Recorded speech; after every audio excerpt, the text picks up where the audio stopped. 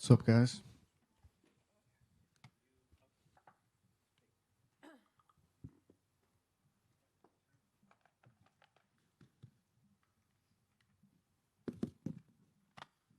All right. Welcome back. First of all, almost 2 years to the date that you are back here. How does it feel to be back in London? Yeah, it feels great. Feels familiar. Everything I've fought here so many times, and yeah, it feels homey. And Kevin is normally a crowd favorite. How difficult do you think it will be for him to go from being the fan favorite in the US, having the whole crowd there for him, to here where you'll be the fan favorite? I don't know Kevin very well, and I'm sure he has loads of fans here as well. He's a very exciting and fun fighter, you know. But yeah, we'll see. Kevin's last fight against Reiner de Ridder, it was a tough one, and you and Reiner de Ridder have a similar style. Was there a lot you took from that fight that you think you can get done in this fight as well? Yeah, I mean, in that fight and a couple of others, you definitely see ways to, or like holes in Kevin's game, but I'm sure he works on his weaknesses and stuff like that. So, but yeah, there are definitely some situations there that you could try to capitalize on. You know, sure. Gunny, just here. It's a rare occasion that we get to see you fighting these days. I think a lot of people would love to see much more of you in the octagon. Why is it that you've only been able to fight sort of so sporadically over the last few years? Yeah, I mean, I've just been focusing on other things in life, coaching, our gym back home, my family, and stuff like that. So it's kind of, with time, you kind of start putting yourself into second place, into third place, into fourth place, and and that comes to the career and stuff. But we'll see. Maybe I'll get a little bit busier. I feel great. My body feels great, and I'm still improving. This camp was very good. Even though, like, of course, I'm 36, and you can definitely feel everything on your body. But like, if I compare this camp to the last one, I think this one was even better and even better on my body. And it's weird, but yeah, you just learn as well how to train and train smart, and you learn how to adjust to the changes that you'll go through. You know. In terms of your career, obviously you're very experienced in terms of age and competition, but in terms of actual fights in the octagon, you maybe haven't had the same, compared to like Kevin, for example, who seems to fight every third week. Mm-hmm. What are your career goals as a professional mixed martial arts fighter right now, as you look at 2025 and beyond? Well, I've always been this way. I don't really look, like I said, maybe we'll have a quick turnaround this time. I'm kind of feeling that more than last time anyway, and but I tried to focus on the stuff in front of me. So right now, I'm just focused on Saturday. Last one from me. You're known for being quite a sort of a stoic sort of character, and you're very focused in terms of the way you approach your fights. I'm interested, just, do you get the chance to actually enjoy the experience of being a professional fighter on a big fight night such as this? Do I enjoy it? You mean everything other than fighting, or from the walk to the cage to the fight to the immediate aftermath? Yeah, I do enjoy it. I do enjoy, like, most of it. Obviously, sometimes it's not fun and whatever, but it's most of it I do enjoy. I've been doing it for so long. It's become part of me, and I've learned to love it. If there was something that I wasn't a fan of in the beginning, but you know, yeah, I do like it. But this sort of fight week media stuff, not so much, right? Well,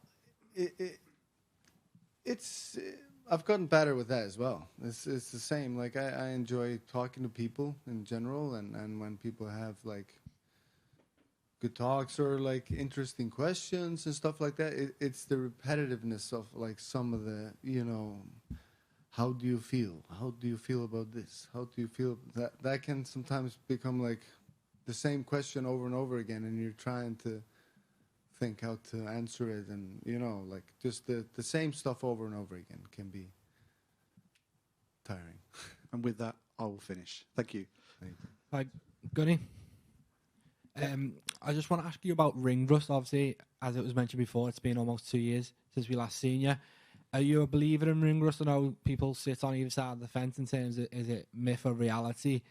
Where do you sit on it, and how do you feel about it, and how do you combat it coming into this fight? Well, first of all, we're here, so it is what it is. And second of all, well, I'm quite used to it. Like, this is not the first time I've had a long break.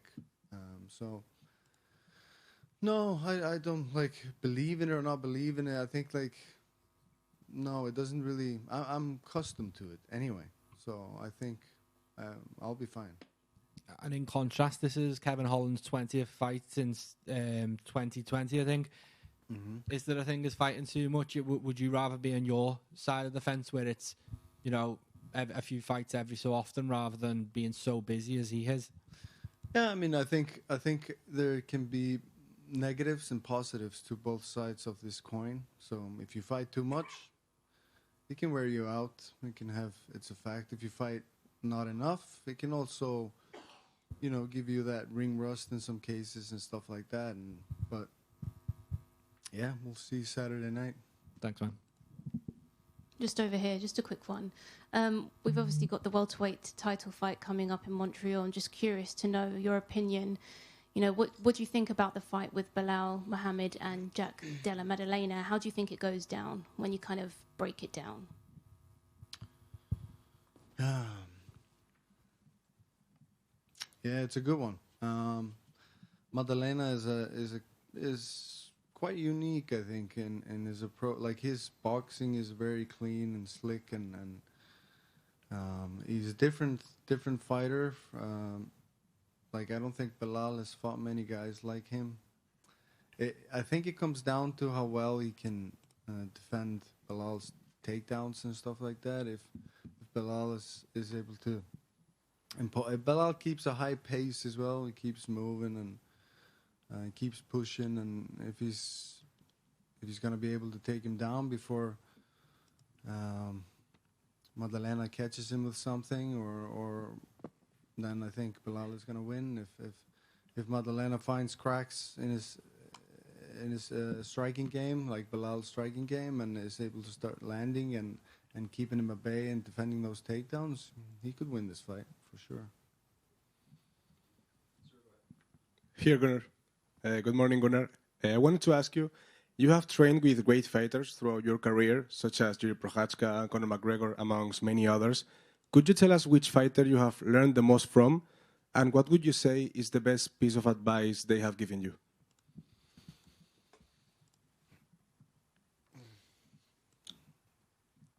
Learn the most from, well, me and Conor trained together on a daily basis for years, so it would definitely be him. Whereas with a lot of the other fighters, I've only trained with for like a day or two. Like Jiri just popped into our gym, and it was fun. Great guy. But the most, I'll tell you this: the one of the most important lessons I ever got was not from a fighter; it was from my coach.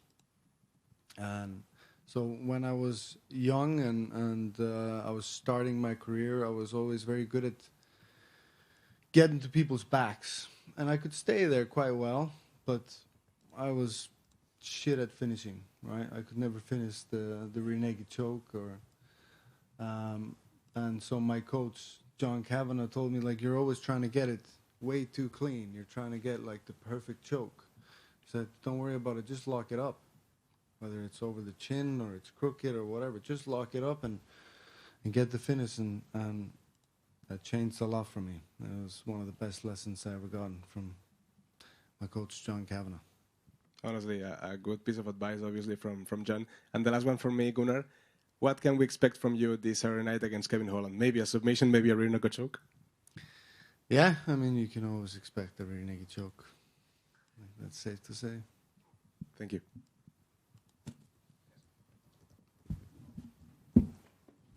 Thank you very much.